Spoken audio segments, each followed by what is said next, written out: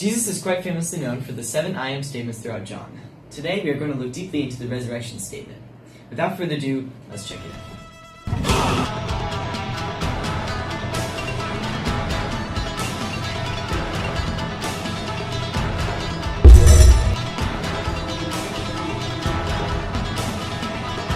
Lazarus, come out.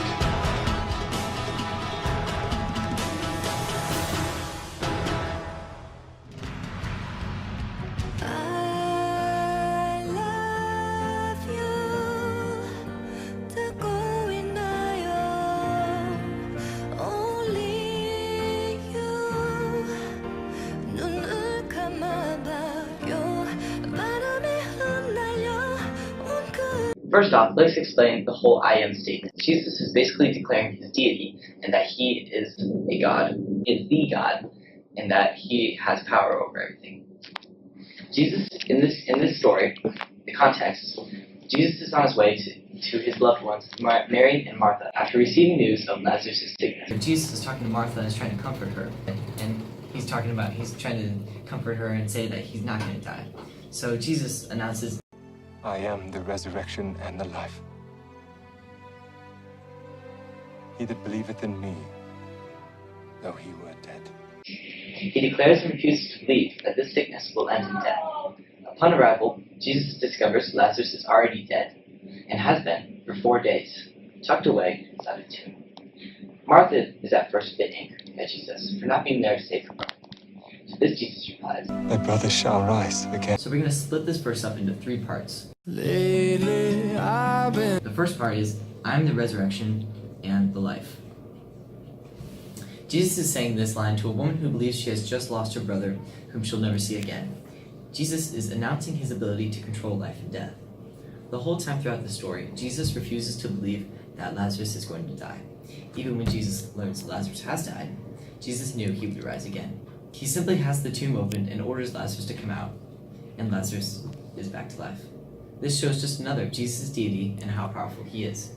After seeing this miracle, many people quickly began to believe that Jesus really is God, just because of how intense and big the idea of rising from the dead is.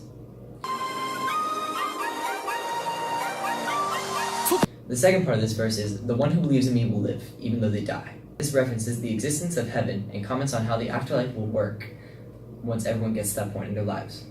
It shows how Jesus can control who lives on in the afterlife and who doesn't. People may die physically, but their spirit will live on as they move to heaven. Jesus was announcing how this works and how he is the way to gain this spiritual immortality, just another ability of the one true deity. The stars are shining, my dear, don't you ever... The final part of this verse is, and whoever lives by believing in me will never die. This is very closely related to the second part, as it talks about the afterlife and how it works. We also have to remember Jesus could be talking about how some people who are still alive and well, when Jesus returns, could just never die. For example, the rapture. When people come back, they just go to heaven. They don't die. But since they believed in God, they still get to go to heaven. If they believe in Jesus and are here, when he returns, then they'll simply move on to heaven, never having to experience the pain of death. We were staying in Paris to get away from you. The final part of our presentation is the modern day interpretation. So it's simply how, as human beings, no matter how deeply we sin, believing in Jesus Christ can always resurrect you from the spiritual death. Jesus raising Lazarus from the dead is symbolic to the people becoming Christians nowadays. The modern day interpretation, however, is a spiritual resurrection instead of a physical resurrection, like what happened with Lazarus. Watching to the end of the video, and hope you learned something, and hope you believe in God and have faith in God and peace.